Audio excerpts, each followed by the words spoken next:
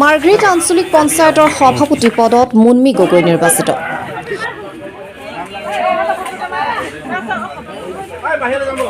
সদ্য ঘোষিত পঞ্চায়ত নিৰ্বাচনৰ ফলাফলৰ পাছত আজি মাৰ্ঘেৰিটা আঞ্চলিক পঞ্চায়তৰ সভাপতি নিৰ্বাচন অনুষ্ঠিত হয়। মাৰ্ঘেৰিটা উন্নয়ন খণ্ডৰ কাৰ্যালয়ত অনুষ্ঠিত অনুষ্ঠানত 13খন পঞ্চায়তৰ নিৰ্বাচিত আঞ্চলিক পঞ্চায়ত সদস্যাৰ পৰা সভাপতি নিৰ্বাচন প্ৰক্ৰিয়া অনুষ্ঠিত হয়। সদস্যসকলে সৰ্বসন্মতিক্ৰমে বৰগুলা পঞ্চায়তৰ পৰা নিৰ্বাচিত হোৱা আঞ্চলিক পঞ্চায়ত সদস্য মুনমি গগৈক মাৰ্ঘেৰিটা আঞ্চলিক পঞ্চায়তৰ সভাপতি পদত মনোনীত কৰে। উল্লেখযোগ্য যে মুনমি গগৈ বৰগুলা গাঁও পঞ্চায়তৰ পৰা বিগত কাৰ্যকালতো আঞ্চলিক পঞ্চায়ত সদস্য আছিল। দ্বিতীয়বাৰৰ বাবে মাৰ্ঘেৰিটা আঞ্চলিক পঞ্চায়ত সদস্য হিচাপে নিৰ্বাচিত হৈ সভাপতি পদত মনোনীত হয়। আনহাতে ৰাজেন্দ্ৰ ৰায় উপসভাপতি হিচাপে নিৰ্বাচিত হয়। ৰাজেন্দ্ৰ ৰায় কুমাৰপট্টি পঞ্চায়তৰ পৰা বিনা প্ৰতিদ্বন্দ্বিতাৰে জয়ী হৈছিল। ৰাইজৰ কল্যাণৰ বাবে কাম কৰি যাব বুলি সংবাদ মাধ্যমৰ আগত মন্তব্য কৰে নৱনিৰ্বাচিত সভাপতিগৰাকীয়ে। আজিৰ অনুষ্ঠানত বৰগুলা পঞ্চায়তৰ নিৰ্বাচিত পঞ্চায়ত সদস্য, বিজেপি দলৰ কৰ্মকৰ্তা, বিগত কাৰ্যকালৰ মাৰ্ঘেৰিটা আঞ্চলিক পঞ্চায়তৰ সভাপতি সুখদেৱ শৰ্মা আদি ভালে সংখ্যক লোক উপস্থিত থাকে।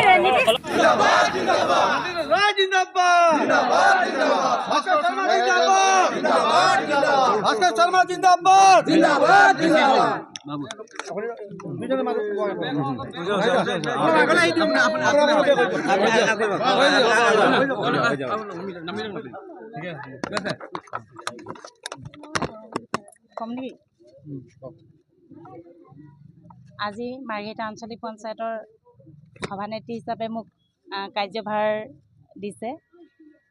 এই কাৰ্যভাৰ দিওঁতে মই সৰ্বপ্ৰথমে আমাৰ মাননীয় বিধায়ক মহোদয়ক মই অশেষ ধন্যবাদ জনাম। লগতে মোৰ দলৰ সকলো জ্যেষ্ঠ কনিষ্ঠ সকলোকে মই ধন্যবাদ জনাম। আমাৰ মণ্ডল সভাপতি 3গৰাকী আছে, তেখেতলোককো মই অশেষ ধন্যবাদ জনাম এই চেগতে। আৰু আমাৰ যি জিলাৰ উপসভাপতি আছে মোৰ গুৰু হিচাপে ভৱেশ দত্ত ডাঙৰীয়া, তেখেতকো মই অশেষ ধন্যবাদ জনাম। তেখেতে মোক বহু দিনৰ পৰাই যেতিয়াৰ পৰাই মই ৰাজনীতি জীৱনত আছোঁ, তেখেত মোৰ গুৰু হিচাপে তেখেতে মোক বহুতখিনি কথা শিকাইছে। গতিকে আৰু বিশেষকৈ সকলোকে মই ধন্যবাদ জনাম। এতিয়া মই ভাষা বিচাৰি পোৱা নাই, মই আচলতে কি ক'ম। আশা ৰাখিছোঁ এই 5 বছৰ মোক যি দায়িত্বভাৰ দিছে, যি বিশ্বাসত মোক এই দায়িত্বভাৰ দিছে, মই সুচাৰুৰূপে পালন কৰিম। আৰু লগতে আঞ্চলিক পঞ্চায়তৰ যি 13খন পঞ্চায়ত আমাৰ আছে, 13খন পঞ্চায়তৰ সকলো সদস্যসকলৰ সহযোগত আমি একদম এটা পৰিয়াল হিচাপে আমি ৰাইজৰ হকে যিখিনি পাৰোঁ আমি আমাৰ যিমান সামৰ্থ্য আছে আমি সেই সামৰ্থ্য মতে আমি কাম কৰিবলৈ যাতে ৰাইজৰ বিশ্বাস আমি বুটলিব পাৰোঁ, তাৰ বাবে আমি প্ৰচেষ্টা চলাম। সদায় ৰাইজৰ মাজত আমি নিজৰ কামেৰে আমি আমাৰ হেৰিটো দেখাবলৈ চেষ্টা কৰিম বুলি কথা ক'লোঁ। আৰু বিশেষ সকলোকে মই ধন্যবাদ জনাইছোঁ। আজিৰ দিনটোত মোৰ কাৰণে আজি বহুত আমাৰ দলীয় সতীৰ্থসকল আহিছে, সকলোকে মই অশেষ ধন্যবাদ জনাইছোঁ এই চেগতে। আৰু সকলোৰে সহায় সহযোগিতা লাগিব। আপোনালোকৰো মিডিয়াসকলৰ যিসকল আপোনালোক আহিছে আপোনালোকৰো যদি ক'ৰবাত কিবা ভুল ভ্ৰান্তি দেখে আপোনালোকে আমাক দেখুৱাই দিব, আঙুলিয়াই দিব। আমি চেষ্টা কৰিম ৰাইজৰ হকে আমি কাম কৰি যাবলৈ। 5 বছৰ যি বিশ্বাসত আমাক এই দায়িত্ব অৰ্পণ কৰিছে, আমি যাতে ৰাইজৰ আশা পূৰ্ণ কৰিব পাৰোঁ, আশাস্বৰূপে আমি ৰাইজৰ মাজত তেওঁলোকৰ আকাংক্ষা পূৰণ কৰিব পাৰে, সেইখিনি কথা ক'লোঁ। ধন্যবাদ।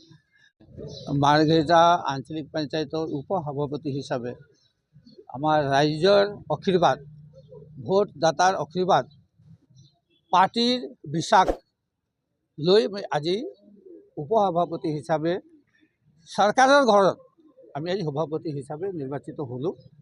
আৰু আমাৰ পাৰ্টীৰ নিৰ্দেশ, চৰকাৰৰ আদেশ সেইখিনি মানি আমি মাৰ্ঘেৰিটা আঞ্চলিক পঞ্চায়তৰ ভিতৰত যিখিনি কাম কাজ কৰিবলগীয়া আছে আমি চৰকাৰৰ বিশ্বাস আৰু পাৰ্টীৰ আদেশ ৰাখি কাম কাজ কৰি যাম বুলি আশা কৰিছোঁ।